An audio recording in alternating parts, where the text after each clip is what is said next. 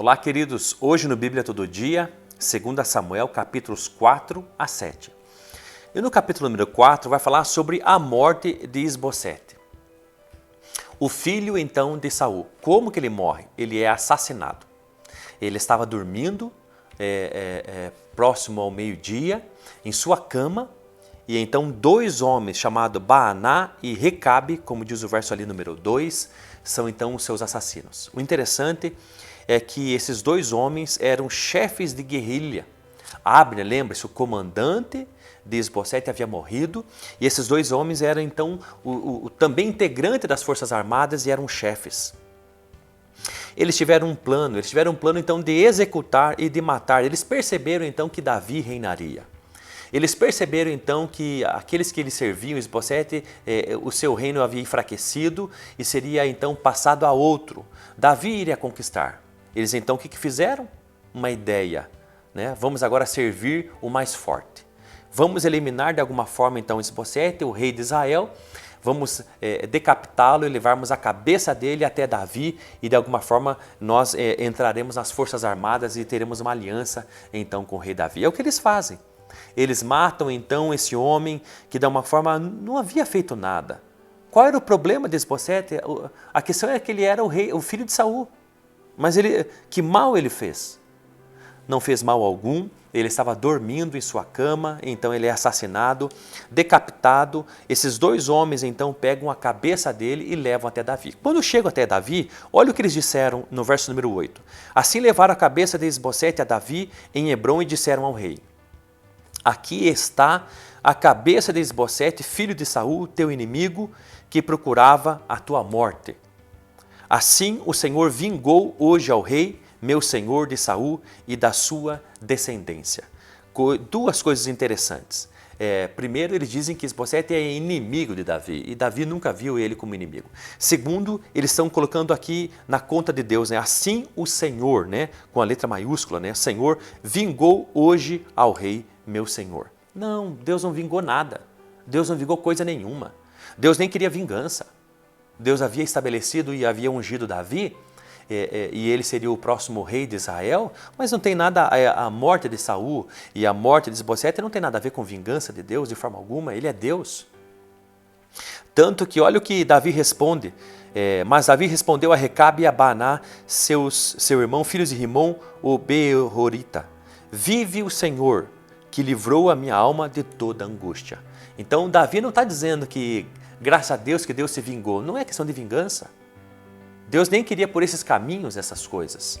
Mas o que Davi está exaltando aqui é que Deus em todo momento de sua vida está com ele e livrando a alma dele de angústia. Não tem nada a ver com vingança. Mas era o que esses dois homens pensavam. E aí então no verso número 10, Davi vai dizer: olha, lembra aquele mensageiro que veio me trazer notícias sobre a morte de Saul? Ele achava que eram boas novas, boas notícias, que eu me alegraria. Eu mandei executar ele no mesmo instante e momento. Conforme o capítulo número 1, né, que nós lemos e conversamos sobre ele no vídeo passado. Da mesma forma, Davi está dizendo assim: olha, eu não concordo com o que vocês fizeram executando Isbosete. Portanto, vocês serão executados agora. E qual é a forma como aqueles homens são mortos? Porque são. Olha que interessante o verso 12. Então Davi deu ordem aos seus servos e eles o mataram e cortando-lhes as mãos e os pés, o penduraram junto ao tanque. O crucificaram. Era uma morte de humilhação. Era isso que Deus estava dizendo, aliás, que Davi estava dizendo a toda a nação de Israel.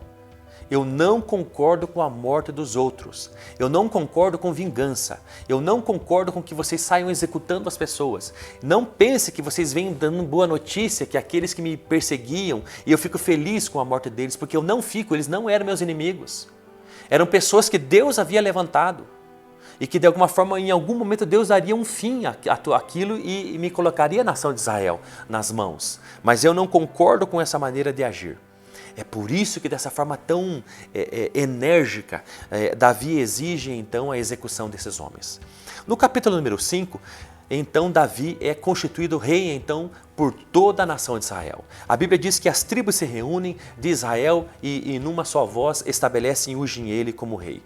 Os chefes Os anciãos de Israel então se reúnem em Hebrom e declaram então e fazem uma aliança com o rei Davi e o ungem rei.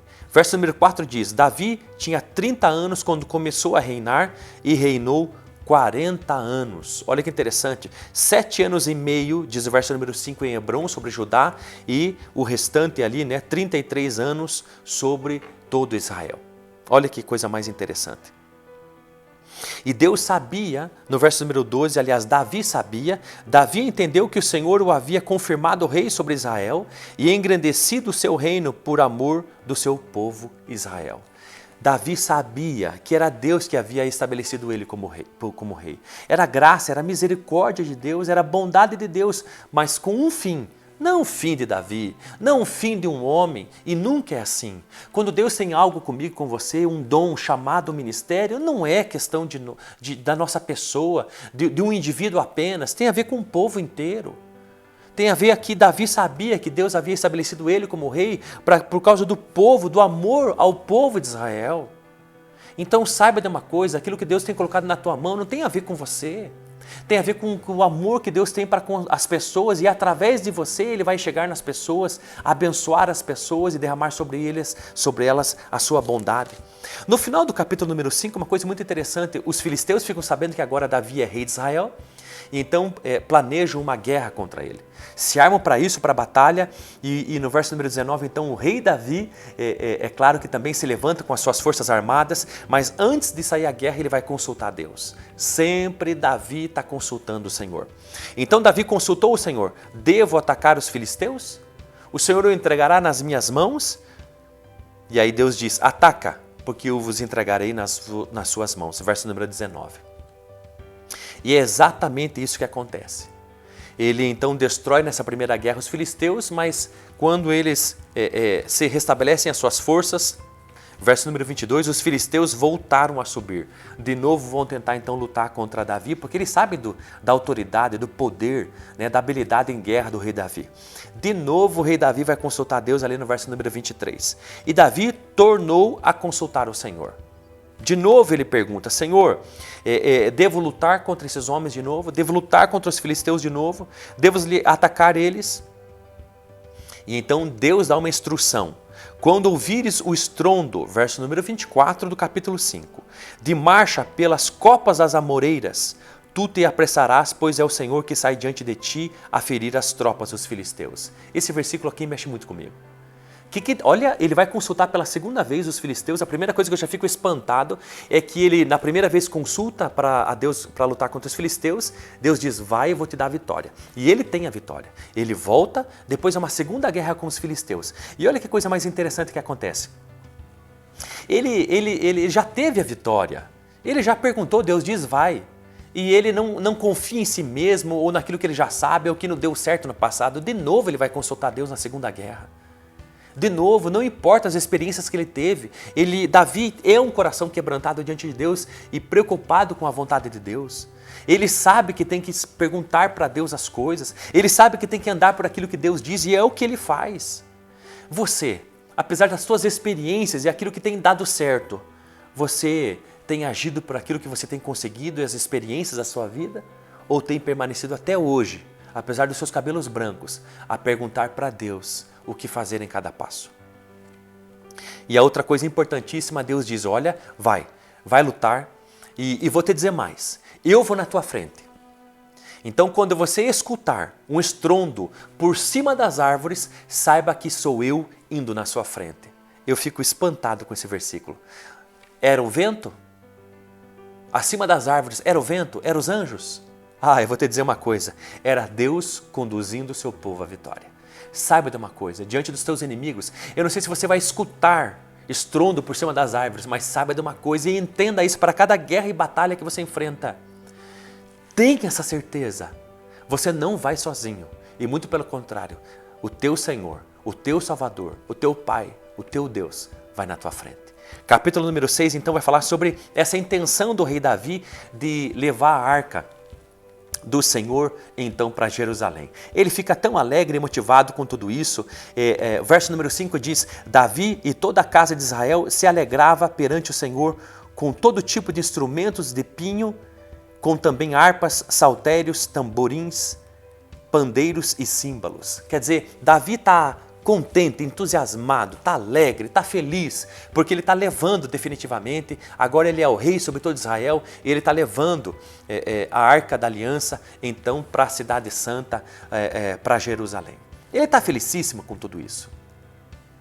Mas os bois tropeçam, a arca está sendo levada numa carroça nova, e os bois tropeçam e a arca vai cair no chão, e uma das pessoas que está próxima e perto, chamada Uzá, tenta segurar a arca, e Deus vem com juízo e tira a vida desse homem na hora. Davi, aliás, fica espantado, fica cheio de temor, fica irritado com tudo aquilo até mesmo. Deus, o que você está fazendo, Deus? De alguma forma, né, Davi se irrita, porque o Senhor irrompera a ira contra Uzá, diz o verso número 8. Saiba de uma coisa, não importa se a gente está fazendo alguma coisa, como diz o verso número 5, cheio de alegria para Deus e de entusiasmo, se Deus não concorda. Não pense que você está feliz ou alegre por fazer alguma coisa para Deus, achando que Deus se alegra da mesma forma. A nossa alegria não significa que também é um regozijo, uma alegria, um prazer também no coração de Deus. Ainda mais quando a gente tenta fazer alguma coisa que talvez pareça ser boa, levar a Arca da Aliança até para Jerusalém, a Terra Santa, mas com motivos errados. Por quê? Porque Davi leva numa carroça, Davi faz com que bois transportem a Arca da Aliança, igualzinho o que os filisteus fizeram em 1 Samuel capítulo número 6, verso número 7. Davi está transportando a Arca da Aliança não como Moisés havia estabelecido no Pentateuco, mas como os filisteus tinham feito. Davi está copiando o mundo, está olhando para o mundo e fazendo a mesma coisa com as coisas de Deus. Não pense que Deus vai se agradar quando a gente desprezar a Bíblia e olhando para o mundo, o que o mundo faz em relação às coisas de Deus. Não, pare com isso. O que Deus quer é que a gente volte para a palavra de Deus e não importa o que o mundo faz, não olhe para o mundo e não copie o que ele faz. Olhe para a palavra de Deus, isso estava claro em Números, capítulo número 7, verso número 9. E então no último capítulo número 7, Davi então deseja estabelecer um templo para a arca, porque a arca está sob tenda. Davi então diz no início do capítulo 7 que ele está em descanso e a sua casa é riquíssima, com paredes adornadas, muita riqueza na sua mansão, no seu castelo, no seu reino, mas e a Arca da Aliança então está numa tenda. Davi ansiava e se importava mesmo em honrar a Deus de todas as formas. Ele deseja então fazer um templo para a Arca do Senhor, mas Deus diz, não, fique tranquilo, não pedi casa nenhuma, eu só pedi que você cuide do meu povo, diz ali o verso número 7, olha que coisa interessante, Deus não pede uma casa para si, Ele pede apenas que Davi cuide daquilo que é dele. E o que é dele? As pessoas, o povo. Deus ama as pessoas. É isso que ele mais quer. Então Deus diz para Davi, não se preocupe em fazer para mim casa. O teu filho vai fazer uma casa para mim. E eu vou te dizer mais, eu vou fazer uma aliança com você e com os teus descendentes. E de vocês vai vir aquele que vai reinar para tudo sempre. E que o seu governo não terá fim. Está falando daí do Messias, de Jesus Cristo. Davi olha para tudo aquilo e o que ele consegue fazer é uma coisa só, olhando para todas essas promessas a Davi e a sua descendência, que não teria fim, e que da sua descendência viria o Messias. Davi só consegue dizer, Deus, quem sou eu? Quem é você para olhar para mim com toda essa graça e misericórdia? Como você é grande, como o Senhor é soberano sobre todas as coisas, e eu quero te agradecer, entendendo que tudo a você, toda a glória e honra a você e nada a mim. E é assim que termina então o capítulo número 7. Deus te abençoe.